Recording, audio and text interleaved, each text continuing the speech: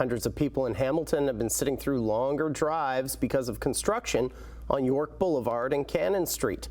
But now some business owners are asking the city for financial compensation after a significant decline in their sales. Manisa Donabalan joins us live from the construction project. Manisa, what can you tell us? Hey Matt, I'm actually on the corner of York Boulevard and Locke Street North, and it's actually pretty quiet right now because it doesn't really look like there's not much work happening. But earlier today, there was lots of noise because of the construction. And one of the business owners I spoke to says the noise adds to the problem of losing customers.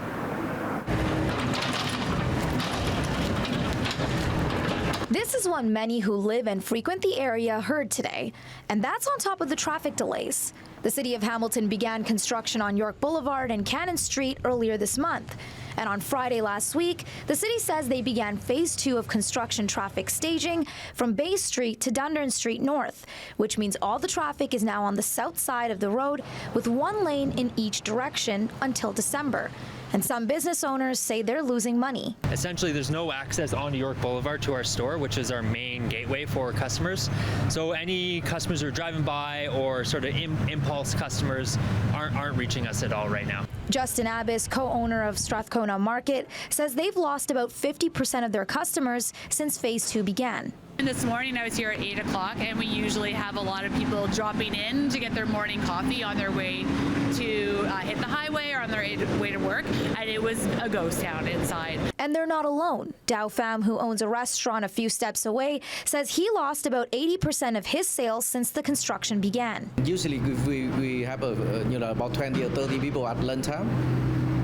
But now, really daytime, nobody over there. Abbiss says the city allowed them to put up signs like this, but they had to pay for it themselves, which is on top of the financial burden they're experiencing from losing customers. He fully supports the city's project, but he's hoping for some kind of financial compensation. To mimic similar programs in other municipalities, such as Montreal, where they have a dedicated compensation program for long-term construction projects in the city, and the businesses are disproportionately affected. We don't need a lot, but at least for us helping out, so we can pay rent, we can pay, utility. Councillor Maureen Wilson says the city is putting up signs to help businesses, and the construction is needed. But when it comes to compensation, the city does not provide financial compensation. We know that these critical investments in primary assets actually benefit the value of that business over the long run.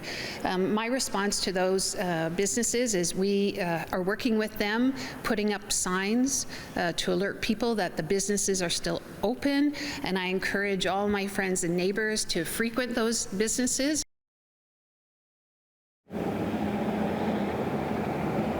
So why is this all happening? The city says it's to make bike lane upgrades, water main installation, and intersection improvements, and the entire project is expected to last until August 2025. Matt?